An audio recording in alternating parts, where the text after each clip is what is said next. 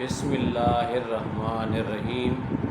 السلام علیکم۔ جلیل گیلانی آپ کی خدمت میں حاضر ہے اپنے یوٹیوب چینل جلیل گیلانی ولاگ سے۔ تو دنیا میں ہم روز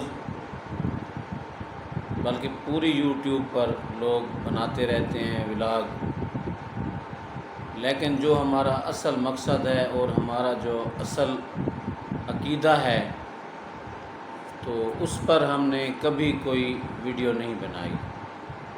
ہمارے آقا دو جہانوں کے سردار حضرت محمد صلی اللہ علیہ وآلہ وسلم، ان کی محبت اور ان کی عقیدت کا آج میں آپ کو ایک واقعہ سناتا ہوں۔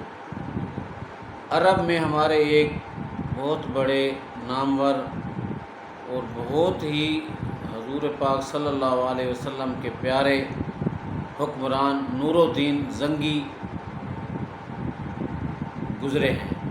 وہ ہمارے عرب کے بہت بڑے حکمران تھے۔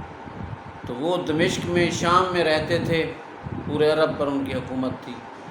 تو ان کو رات کو حضور پاک صلی اللہ علیہ وآلہ وسلم خواب میں آئے اور فرمایا کہ دو خبیث لوگ ہیں جو مجھے تنگ کر رہے ہیں۔ ایک رات یہ خواب دیکھا، اٹھا پریشان ہوا لیکن کچھ سمجھ میں نہ آیا۔ پھر دوسری رات ایسے ہی خواب آیا، پھر تیسری رات خواب آیا۔ تو آخر کار وہ اس فیصلے پہ مجبور ہو گیا کہ مجھے مدینہ کی طرف جانا چاہیے، اور وہ اپنے قافلے کے ساتھ مدینہ منورہ کی طرف روانہ ہوا۔ اور وہاں پہنچ کر اس نے، حالانکہ جو شام اور مدینہ کا سفر ہے تقریباً 30 دن کا سفر تھا، لیکن اس نے رات دن کی تگ و دو کر کے 16 دن میں وہ سفر طے کیا اور مدینہ منورہ میں پہنچا۔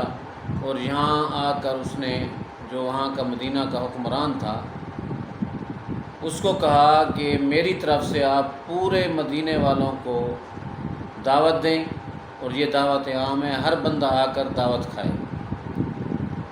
تو دعوت کا اہتمام ہو گیا اور دعوت چلتی رہی، کیونکہ جو حضور پاک صلی اللہ علیہ وآلہ وسلم نے جو بندے جن کی شکل دکھائی اپنے پیارے نور الدین زنگی کو، تو وہ بندے اس دعوت میں نہ آئے۔ صبح سے شام تک وہ دعوت چلتی رہی، لیکن کوئی بھی اس میں اس طرح کا بندہ مشکوک نہیں آیا۔ تو پھر اس نے حکمران کو، اپنے جو وہاں کا گورنر تھا، اس کو کہا کہ آپ آگے پیچھے اس طرف دیکھیں کہ کوئی ایسا بندہ رہ تو نہیں گیا جو یہاں پہ نہیں آیا۔ تو پھر کچھ لوگوں نے کہا جی وہ حضور پاک کے روضے کے ساتھ ہی جنت البقیع میں دو بڑے عبادت گار اور بہت ہی مقصد ہے، آپ ان کو کہہ سکتے ہیں نیک بندے ہیں، جو وہاں پہ رات دن عبادت کر رہے ہیں، تو وہ وہاں پہ ہیں، بس وہی رہ گئے ہیں، وہ کھانے کے لیے نہیں ہے، باقی تو سب آئے۔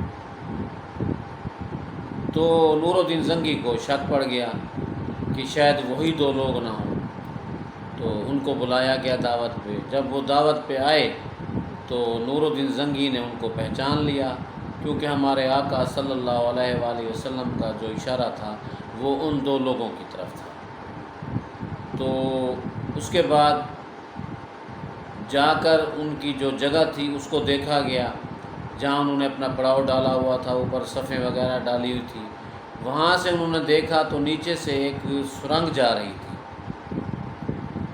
تو وہ سرنگ وہ کئی مہینوں سے لگے ہوئے تھے، اور اس سرنگ کو ان کا مقصد تھا حضور پاک کا جو جسد مبارک ہے اس کو نکال کے لے جانا تھا، کیونکہ وہ کافر لوگ تھے، تو وہ کسی کی سازش تھی، تو وہ حضور پاک کے جو جسد مبارک تھا ان کو وہاں سے نکالنا چاہتے تھے۔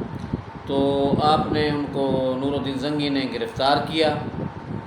گرفتار کرنے کے بعد ان کے سر قلم کر دیے، اور پھر وہیں رہ گیا، اور حضور پاک صلی اللہ علیہ وسلم کا جو روضہ مبارک ہے اس کے چاروں طرف خندق کھدوائی، اور خندق کھدوانے کے بعد وہاں پہ سیسا پلائی کی دیوار تیار کرائی تاکہ کوئی ایسا خبیث اور کافر یا کوئی منکر میرے حضور صلی اللہ علیہ وسلم کے روضہ مبارک کو نقصان نہ پہنچا سکے۔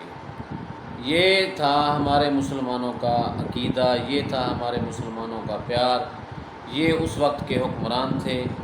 نور الدین زنگی کو اس وقت تک چین نہ آیا جب تک اس نے اپنے محبوب آقا صلی اللہ علیہ وآلہ وسلم کے دشمنوں کو نہ پکڑا اور ان کے سر قلم نہ کیے۔ یہ ناظرین شروع سے ہی حضور پاک اور ان کے جو اہل بیت ہیں، ان کی جو اولاد ہے، ان کے ساتھ ایسا ہی سلوک کیا جا رہا ہے۔ تو میرا کہنے کا مقصد یہ ہے کہ ہمارے آج کے جو حکمران ہیں وہ تو خیر ہمارے آقا صلی اللہ علیہ وسلم کے پیار، ان کے نقش قدم پر چلنے یا ان کی اولاد سے پیار کرنے کے حق میں تو اتنا اچھا مجھے نہیں نظر آ رہے۔ بہرحال یہ اس وقت کا واقعہ ہے، کیونکہ ہمارے جو اس وقت کے مسلمان تھے وہ بھی سچے مسلمان تھے اور وہ اپنے آقا سے محبت کرتے تھے۔ تو یہ ایک تاریخی واقعہ تھا جو میں نے آپ کے ساتھ شیئر کرنا تھا۔ امید ہے آپ لوگوں کو یہ واقعہ پسند آیا ہوگا اور آپ اس کو آگے شیئر کریں گے تاکہ جتنے لوگوں کو پتہ چلے گا اتنا ہی آپ لوگوں کو ثواب ملے گا۔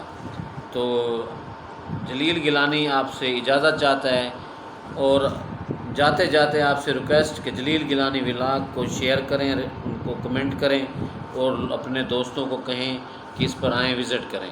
اسی کے ساتھ اجازت چاہوں گا۔ اللہ حافظ۔